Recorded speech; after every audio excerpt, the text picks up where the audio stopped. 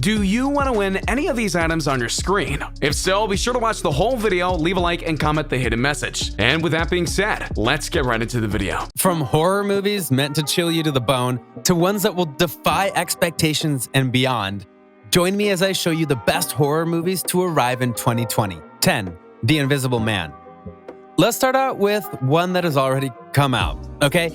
The Invisible Man was originally scheduled to be part of the dark universe of films that was meant to start out with Tom Cruise's The Mummy. But after that film bombed incredibly hard, much of the dark universe went its own way. To that end, The Invisible Man was done to be a bit of a revisit and a modern-day remake of what the original properties were. And in the new version, which many people praised, and it won #1 at the box office, The Invisible Man was a predatory boyfriend who wanted to stalk his ex until she realized that she couldn't live without him. Her struggles against his abuse and more was the heart and soul of the film in every way, and most people agreed that it worked.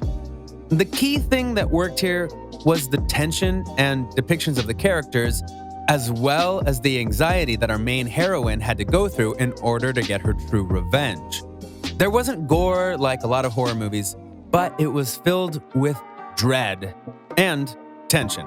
And lest we forget, that's what horror movies were built upon once upon a time.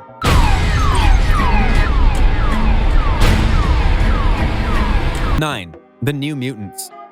We don't need no education. The irony of the New Mutants movie is rich. At one time, this was the most anticipated film in the X-Men franchise. It was meant to be a shot in the arm as well as bringing a new style of film to the franchise. Gone were the tried and true superheroes that the X-Men are known for, like Cyclops, Storm, and Wolverine. Instead, we got the New Mutants, a group that has long been a fan favorite franchise. These characters were meant to make their debut many years ago on Friday the 13th to help accentuate just how horror-filled this take on the characters was. But then, the film, along with X-Men Dark Phoenix, got delayed for various reasons. The New Mutants was said to be going through lots of revisions, and yet they didn't. The reshoots never took place, and fans wondered if this film would ever get released. Well, it is, and it's getting released in its original condition. You know, the one that they delayed so it could be better? Like I said, the irony is rich. Because of the lack of changes, fans can expect a very grim and scary version of a mutant story, but that's not a bad thing. This story is based on the most popular New Mutant story in the Demon Bear Chronicles, and many fans were thrilled to see it debut in the latest trailer. But how will the movie go? That might be the scariest part of all, the waiting to find out. We can get out of this together. 8. Fantasy Island. I'm mentioning this one because of 2 reasons. 1, it's already out, and it's easy to dissect. And 2, this is one of those cases where a noble franchise gets turned into a horror movie just because they can do it. And that's not exactly a good thing. The original Fantasy Island was about a rich man with an island helping various celebrities live out their fantasies, which was a nice concept. Usually, though, these fantasies would turn into stories about life lessons and understanding the mistakes that they've made in their past and the need to do better in order to live better lives. It's true that some guests did die, but it wasn't because of the island. It was because of themselves. However, in the movie version, the guests' wishes were all too real, including a girl fantasizing about torturing her high school bully, only to find out that she actually was torturing her and stopping immediately, only to have even worse things happen to all of them. The movie was panned and it didn't do well at the box office. So while this wasn't the best horror movie, it does show you an example of what is the best way not to do something. Leave the classics alone unless you can do an Invisible Man and make it better than it was before. That is a really good hologram. There is only one fantasy per guest. 7. A Quiet Place Part 2. There are times when making a movie series isn't just about having a good bunch of scares. It's about making a premise where you can bank on various themes and ensure that this is something different. Sure enough, A Quiet Place was that. When Earth is attacked by monsters who can't see but can hear just fine, humanity is forced to go quiet in order to survive. It's about as easy as it sounds. Yet, despite the rather simple premise, the film was a major hit, and now, very soon, we'll be getting A Quiet Place Part 2. This one will continue the adventures of the Abbott family, now without their patriarch, as they try and continue to live in a world full of dangers. But now, the monsters aren't hiding as much, and the people are just as big a danger as anything else, which adds another level of threats and danger to it all. The trailers for the film look promising, and John Krasinski is returning to direct, as well as return via flashbacks as the head of the Abbott family. Just remember, when you watch, shh.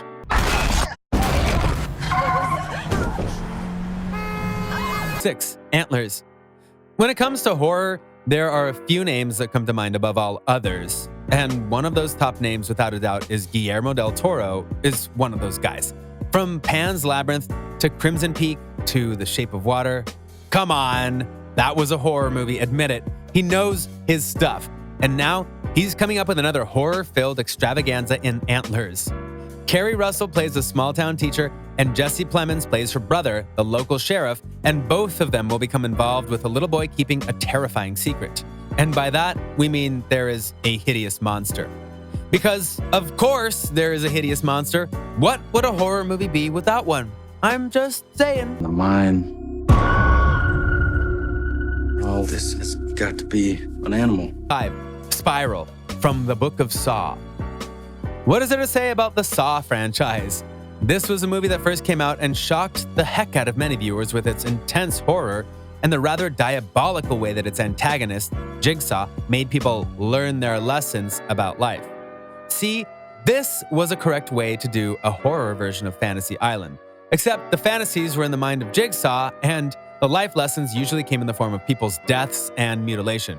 I'm just saying. Now, to be clear, this version of the franchise is not directly connected to the original set of Saw films. Rather, this one is about a character played by Chris Rock, who's a detective and trying to solve a bunch of gruesome murders.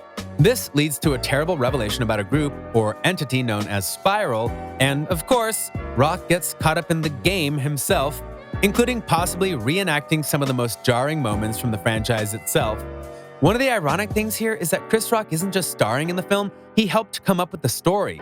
So it'll be curious to see how the comedian does with the darker side of pictures. 4. Candyman. When it comes right down to it, there are horror classics that stand the test of time, and one of them is Candyman, which starred Tony Todd as a, let's just call him a not nice man and be done with it, okay? His portrayal of the villain in the film has chilled people for decades, and the thought of a remake or sequel is a bit hard to get behind because of how well the first one was. But trust us, this one has potential. New Candyman takes place in the same place as the first film, but the Cabrini Green neighborhood has been gentrified over the past 3 decades. Watchmen's Yahya Abdul-Mateen II takes over the iconic titular character from Tony Todd, and if he's still stalking the same area, then his victims might look a lot different this time around. Well, we're still alive. Let's go. 3. The Purge 5. Going back to what I said about A Quiet Place, sometimes it just takes a unique concept to make a horror franchise work, and The Purge was most definitely one of those things. The premise was simple. America has decided that one night a year, for 12 hours, crime will be legal. You can kill, you can hurt, you can do other terrible things, and you can do it all without penalty from the law. The series was so popular that it spun off into multiple films, a prequel, and even a TV series on USA. And now, the 5th movie in the series is coming, and you can bet that the scares are going to be as big and visceral as the first set of films. This is 87 westbound. Can you hear me? 2. Fear Street. Based on an R.L. Stine book, the creator of Goosebumps series if you didn't know, Fear Street is set to be a horror trilogy, but whether it actually ends up that way is a bit of a mystery. The first film will be set in 1994, and it will follow a group of teens who learn that their town has a history of terrible, interconnected events that have been playing out for centuries. The other installments take place in 1978 and 1666, and then circle back to 1994 again. The Fox project was originally meant to see each of the 3 films released in successive months, But under Disney ownership, it's unclear if that strategy is still in place. We'll have to see when it releases in a few months. 1. Halloween Kills. One of the telltale signs of being a horror movie franchise is overstaying your welcome. The Halloween franchise burst onto the scene during the peak years of horror and quickly became iconic. But then it got cheesy and bad, and even a reboot by Rob Zombie couldn't save it. But then it got another reboot, and it brought back Jamie Lee Curtis, who was in the first set of films, and it was honestly good. So, of course, we're getting a sequel via Halloween Kills. This time we'll have not only the 3 Strode women, but a variety of characters from Halloween's past, coming back to make sure that Michael Myers stays dead for good. We can hope, but since this is a trilogy, it's unlikely. What do you think of these horror movies that are coming out this year or have released and made a big splash in theaters already? Which of these films do you feel you must see when they come out? Are you a person who doesn't like horror at all? Let me know in the comments below. Be sure to subscribe, and I'll see you next time on the channel. A simple reminder on how to enter our brand new giveaway. We will be giving away either an iPhone X Max, the new iPad mini, or a MacBook Pro. It's really your choice. So be sure to leave a like, comment the keyword, subscribe, and turn on notifications to enter the giveaway. It's really that simple. Go for it.